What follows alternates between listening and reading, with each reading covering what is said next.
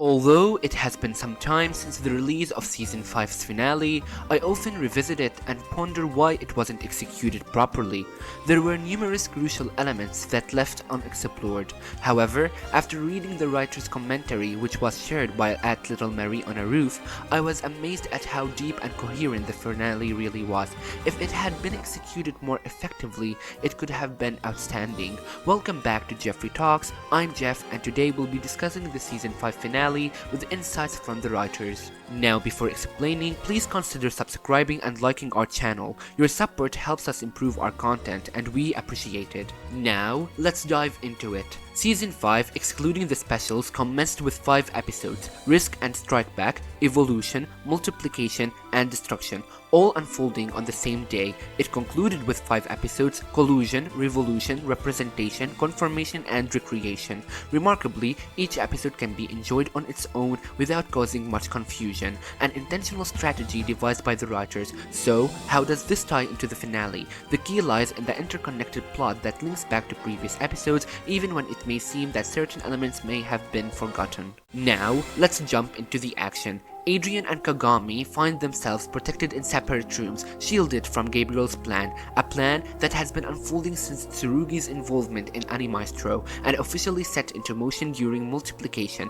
The phrase "ever since Animaestro" suggests that Gabriel harbored the idea of akumatizing the entire world, and thanks to destiny, he gained additional miraculous powers. Similar to the preceding episode, Gabriel reakumatizes himself into the previously encountered akumatized villain, Night Tormentor. His aim is to spread nightmares among the populace, generating negative emotions that empower him to akumatize them. Several of these nightmares have been depicted, including Marinette's. Marinette's nightmare echoes Verdad, portraying Adrian as the fairy tale princess, a concept previously hinted at in episode 409, Gabriel Agrest. Simultaneously, it mirrors Marinette's struggle with the revelation that Gabriel is Monarch, a secret unveiled by Felix in the prior episode. Another shared nightmare is Adrian's, reminiscent of Cab Blanc. Although Adrian himself did not live through or experience the events of Cab Blanc, the writers reveal that his actions are still influenced by it. This reaffirms the significance of Cab Blanc in the Miraculous core, a topic we'll delve into in a future video. Additionally, Ivan's nightmare is mentioned, and while it may not carry as much weight, the writers hint that future seasons will explore more of Ivan's underlying issues that cause him stress. Next, we see Adrian's inner struggle as he tries to transform into Cat Noir while being hesitant to reveal his identity. Despite taking precautions like covering the cameras, the narrative deliberately omits him from the final confrontation due to the fear induced by the earlier nightmare. According to the writers, this exclusion was part of their overarching plan. The absence of Cat Noir sets the stage for a specific union they envisioned, the formidable Bug Noir. Although I was initially confused by this concept, I noticed subtle hints that were strategically placed throughout the show, such as Marinette donning a panda mask in the opening sequence, a visual representation of the duality, the black and white, the yin and yang, embodied by both Miraculouses. This subtle detail addresses another potential plot hole. Ladybug enters Natalie's room and is astonished to learn that Natalie, Emily, and Gabriel share a profound history linked to Emily's inability to conceive, leading to the necessity of using the Peacock Miraculous to create Adrian. As she delves deeper, discovering Master Fu's tablet and details about the heroes, she begins connecting the dots, realizing that Felix's statements may hold more truth than she initially thought. Gabriel's true identity as a villain is confirmed when he transforms in Natalie's room after she unsuccessfully attempts to defeat him. In this crucial moment, Gabriel addresses Ladybug by her civilian name, momentarily halting her intention to inform Cat Noir. Interestingly, both Ladybug and Natalie considered revealing the truth in separate instances, Natalie to Adrian and Ladybug to Cat Noir, but circumstances prevent them from doing so. This intentional narrative decision emphasizes the secrecy surrounding Adrian's knowledge of his father's monarch identity.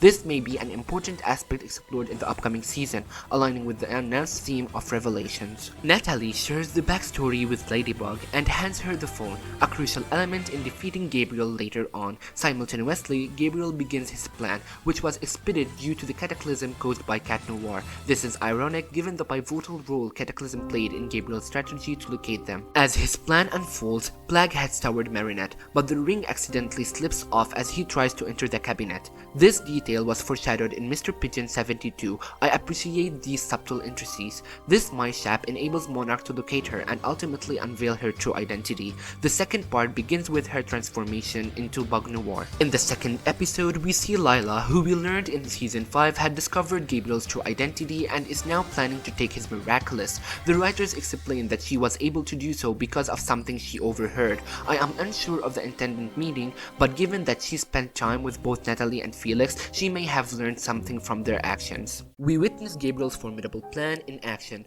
a scheme so powerful that heroes from all corners of the world are unable to thwart it. The face-to-face battle between Monarch and Bug Noir unfolds in the kitchen, the same place where Marinette and Gabriel had their intense conversation in pretension. This clash continues until Ladybug unveils Emily's lifeless body, marking the start of the genuine confrontation. Remarkably, this confrontation does not involve violence. Instead, it serves as an open communication platform. The narrative emphasizes the idea that understanding emotions and fostering open communication rather than resorting to violence or strength leads to positive outcomes. After a heart-wrenching exchange, both adversaries come to the realization that they share the same goal, to bring happiness to Adrien. However, the main difference is Gabriel's willingness to cross moral boundaries to achieve his goal, which Ladybug considers wrong. This moral conflict mirrors the struggle that Marinette is trying to resolve, as symbolized by her transformation in front of Gabriel. Although it may appear that Marinette has made a serious mistake, Gabriel's decision to renounce his Miraculous indicates that she has actually succeeded in her mission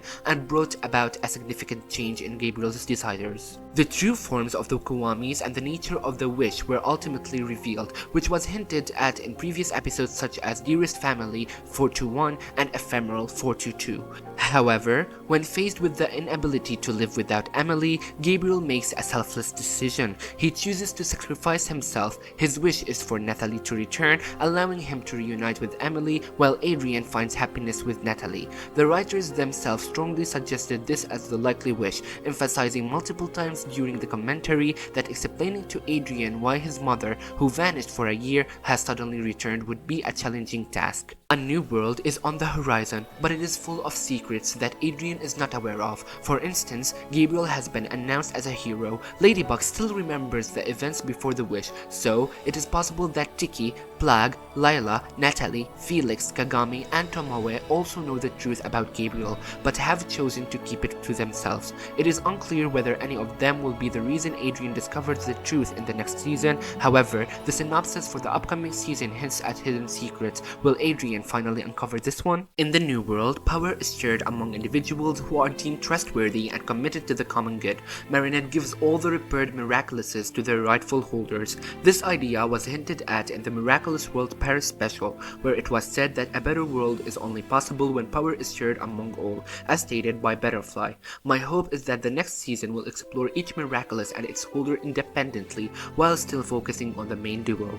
There was also a discussion about the new school, which Thomas regards as the ideal educational system. The Adrienette's kiss was also a particularly noteworthy moment for the writers. In this scene, Marinette presents Adrien with the rings, symbolizing a significant step forward. She imparts one last instruction to him as a sentient being: just be yourself. This moment represents the climax of the story, encapsulating its essence. The kiss between the characters is not a fleeting passion, but a genuine and unforgettable embrace that will be etched in their memories forever. Finally, Lila received the Butterfly Miraculous. The possibility of Lila becoming the next major antagonist has been hinted at since Season 3, Episode 19, Time Tagger. Her motives and plans remain mysterious, adding to her enigmatic character. Season 5 provided more insight into her, setting the stage for Season 6. It became clear that Lila would eventually use the Butterfly Miraculous, but the writers intentionally kept her character's details mysterious. In the commentary, they disclosed that they are developing Season 6 and maintaining secrecy, indicating that they are carefully planning Lila's role in the story. This concludes the thorough examination and analysis of the Season 5 finale. Personally, reading the writer's commentary has significantly changed my perspective on the finale and Season 5 as a whole. I hope you found value in watching the video. Now, I'm eager to hear your thoughts. How has your perspective on the finale evolved after gaining insights from the commentary? Please share your reflections in the comments below. Until our next exploration, stay miraculous.